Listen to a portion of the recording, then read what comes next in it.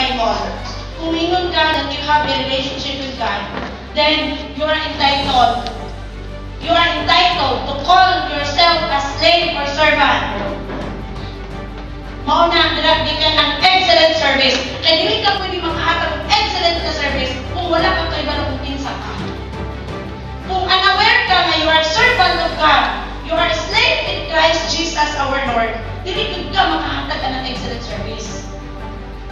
Ang church ng gisudan is Jesus is Lord. Si Jesus ang Lord. So therefore, ikaw na nagsunod ni Jesus, you are a slave. Amen? Slave. So, hindi ka pwede mingon na ako'y relasyon sa Lord. And so, hindi ka ganahan ni slave in Christ Jesus our Lord.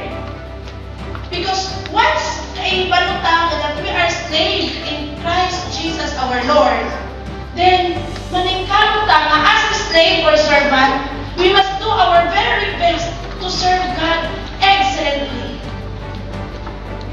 Amen? Kung ingon jud ka na, Lord, i-serve jud ta ka excellently. Na naman, aware ka mo, Lord, slave jud ko nimo, servant jud ko nimo. Ang servant must listen to his master. Amen? A servant must be obedient to the command of his master. Amen? Dahil mga times sa akong kinabuhi nga, pagpiligot na ni Lord sa work, na literal, that means money, versus ministry.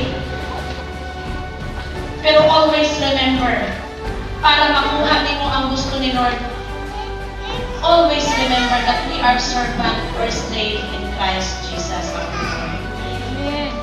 Kaya kung kayo balutang na slave, naaman tayo mga personal na reason. Ang atong personal na reason, na slave nga masuko ko pa sa iyan mo. Mga tarungan, mga tarungan. Ito ka mga tarungan, di ba? Kung saan kayo common nga ginatupag sa servant o slave? Yes, ma'am. Yes, sir. Oo, ma'am. Oo, sir. Yes, boss.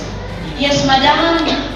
Since atong relasyon ni Lord, if we keep on telling others, if we keep on believing that we have this relationship to God, then we must call ourselves as slaves or servant of God.